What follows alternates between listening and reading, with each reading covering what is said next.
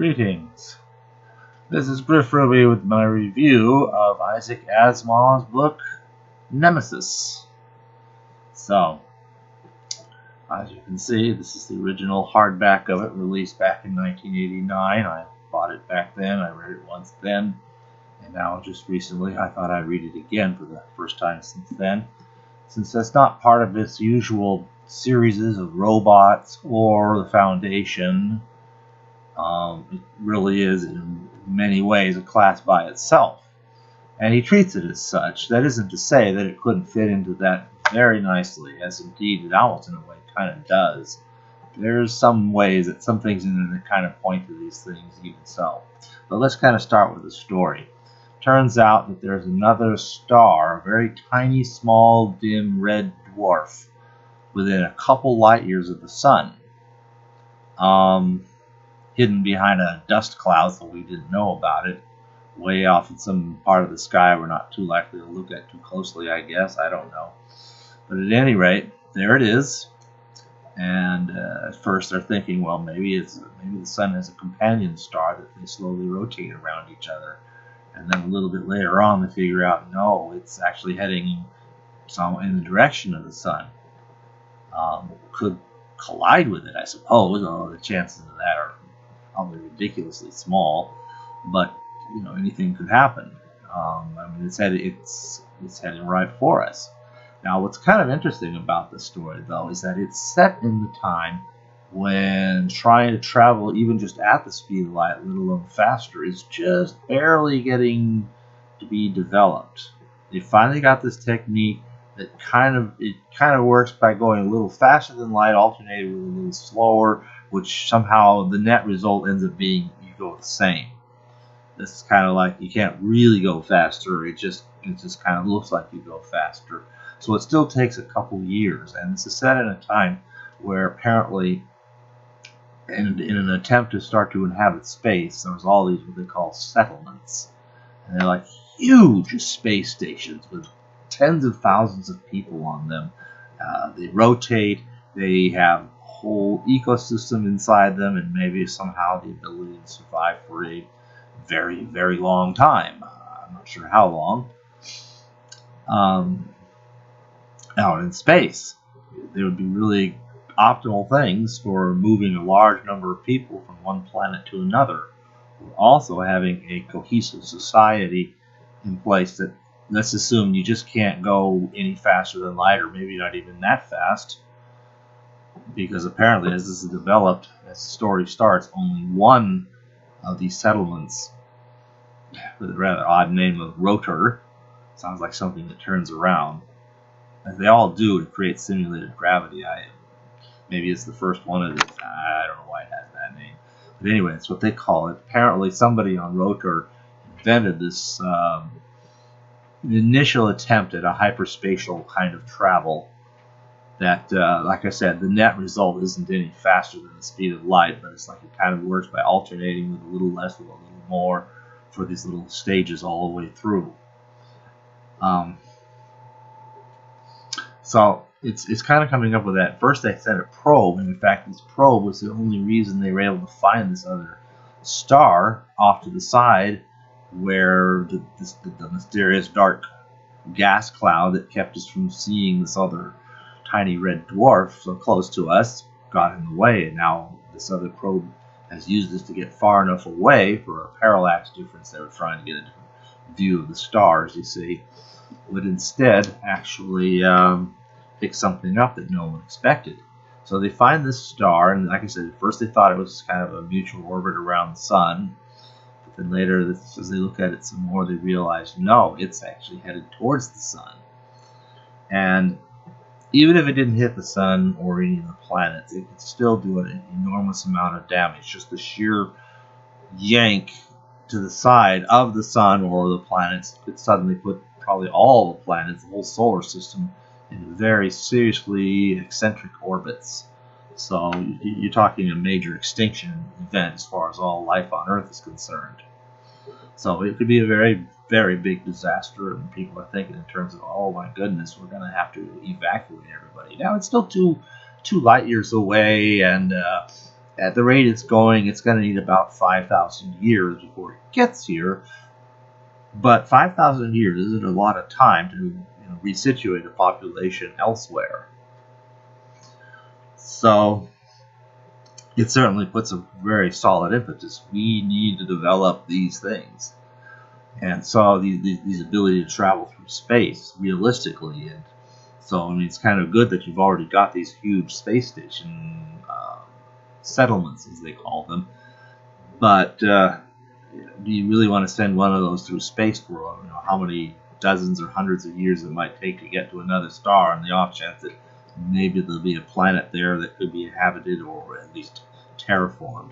So this is the context of what's going on the big scale. On the smaller scale, we have the character of the of a particular. There's several characters involved. One of them is named Eugenia, and she knew a fellow named Kryl. They were married. They lived on Rotor for a while, and they have a daughter named Marlena, however. And then there's the guy who's in charge of it. They lived on Rotor, and there was the guy who's in charge of it named Pitt. And Pitt has this little secret agenda of his own. When he learns about this far star, he says, I know what we'll do. We're the only ones who know how to do this hyperspatial travel thing, where you go the speed of light by alternating between a little more and a little less. And we're the only ones who have that. It's totally proprietary. Nobody else has it. And we're the only ones who know about this other star only 2 light years away from our sun. So what we're going to do is just zap over there, and they do. And a couple of years later, they arrive at this other star, and they're going to explore it. They go mysteriously. They didn't tell anybody where they were going or that they were going. Kryl, the husband of Eugenia, for whatever reason, has gone back to be on Earth. I guess he's kind of gathered the planet to go somewhere. They didn't say where. They didn't tell him. Everyone thinks maybe he knows something. Kind of he does, kind of he doesn't. Nothing that would very well point where it is, but with a lot of careful thought and deduction and bringing other things, they might eventually figure out that there's some place that they actually went. And they do figure out where that is. But meanwhile, you have another scientist from one of the other settlements. Her name is Weddell, I think. His first name slips my mind at the moment, but at any rate, she's kind of important because she's a really great scientist who's very much involved in all this stuff. And in fact, she's got an idea that maybe there is a way to do true faster-than-light travel. I mean, she's got some idea. Everybody else saying, it just can't be done. There's no way to get here from there. And she's got some idea. It's even one of her published papers that she wrote. But she's kind of alone in this. But at any rate, now that such a thing is really necessary, maybe she should be given the benefit of the doubt, and a project to see if what she's got can develop is funded and things start getting done. And they start doing little experiments and bigger experiments. Well, Kryl, the husband of Eugenia and father of Marlena, is actually this kind of a spy.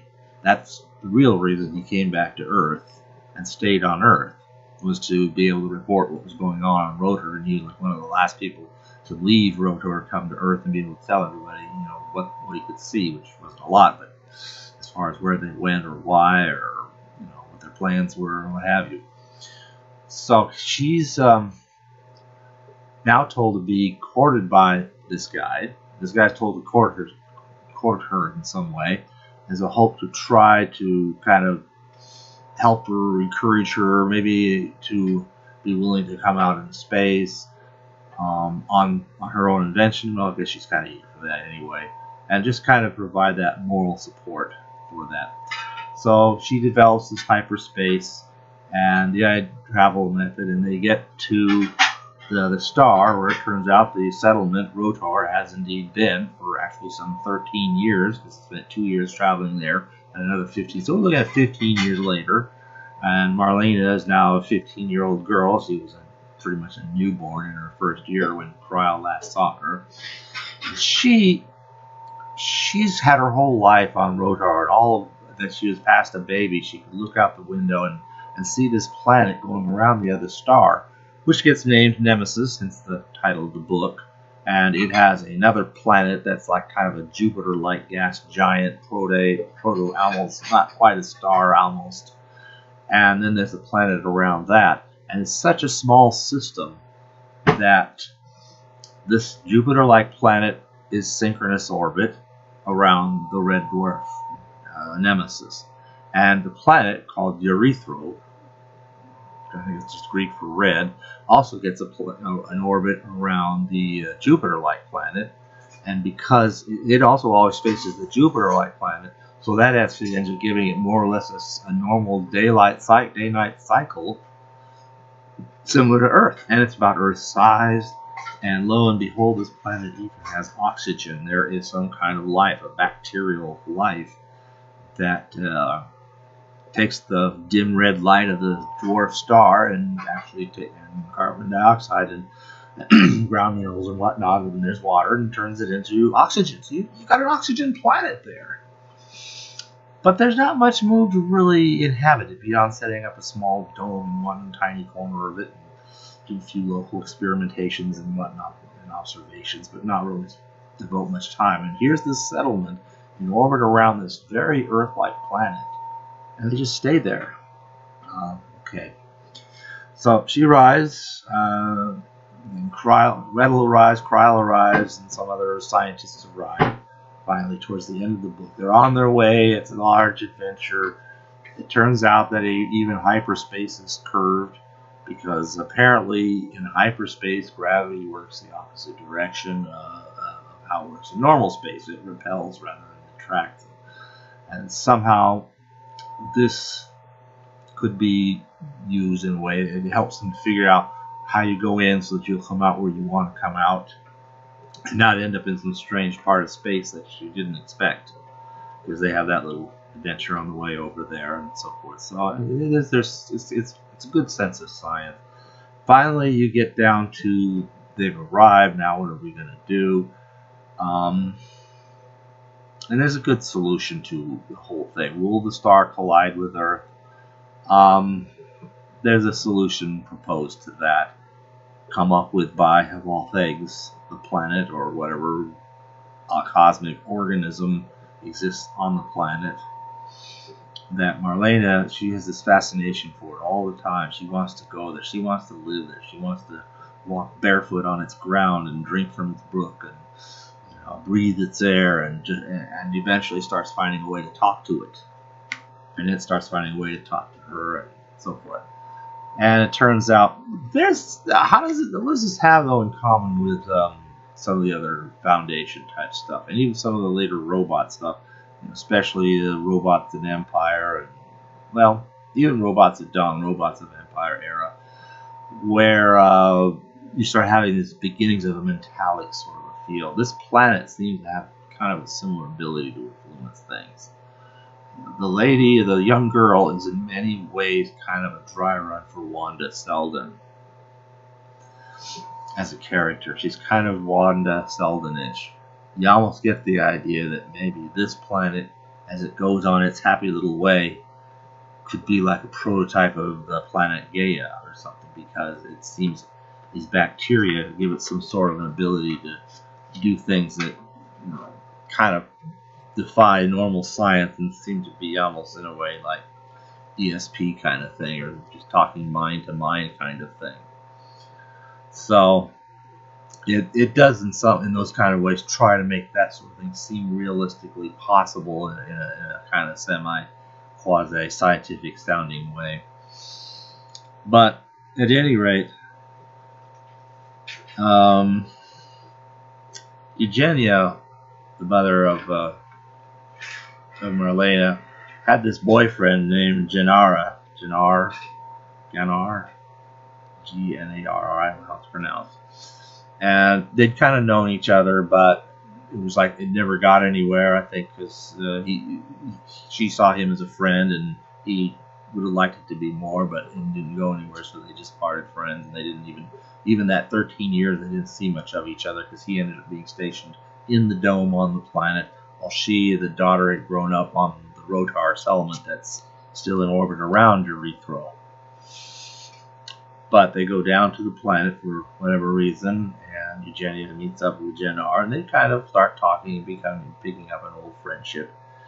And now it's kind of a different stage in their lives, and maybe that's what it is. And there's a little thing here that just, yeah, okay, it says, okay, you're probably right, but all of life is a symphony of successive losses.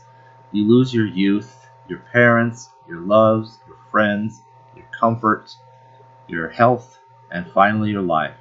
To deny loss is to lose it all anyway, and to lose, in addition, your self-possession and your peace of mind.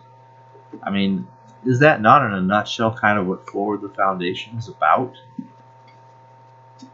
I mean, as Hari Seldon loses his friend, his different people, his king, his his partner in life, and I wonder what he would have been losing in the last section. Maybe just his life itself, certainly his health in any case.